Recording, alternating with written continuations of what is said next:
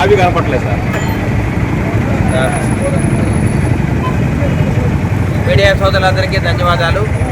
నర్సరావుపేట మల్లమ్మ సెంటర్లో అందరూ కూడా సిమెంట్ కార్మికులు పొద్దున్నే దాదాపు 1000 మంది దాకా ఇక్కడే గుంపుకొని ఉంటారు. వీళ్ళందరూ కూడా అసంఘటిత కార్మికులు.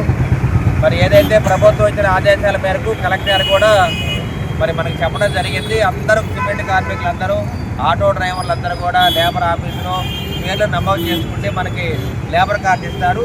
ఏదైనా ఆరోగ్యం బాగపోయినా కానీ, ఆర్థిక పరంగా ఇబ్బందులు ఉన్నా కానీ, యాక్సిడెంట్లు అయినా మిమ్మల్ని కాపాడడానికి ఇన్సూరెన్స్ ఏర్పాటు చేయడం జరిగింది. కాబట్టి కార్మికులందరూ కూడా ఎక్కడ కూడా ఆదమర్చకుండా మీరు మరి పేర్లు నమోదు చేసుకోవాలని చెప్పి నేను తెలియజేస్తూ ఉన్నాను.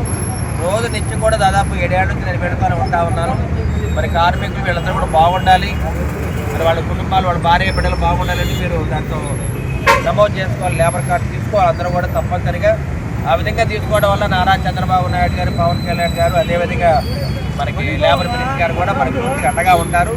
కలెక్టర్ అయితే దీని మీద పూర్తిగా ఇంట్రెస్ట్ తీసుకుంటారు. కాబట్టి మరి అసంఘటిత కార్మికులు, సిమెంట్ కార్మికులు అందరూ కూడా తమ పేర్లు నమోదు చేసుకోవాలని చెప్పి తెలియజేస్తూ ఉన్నారు.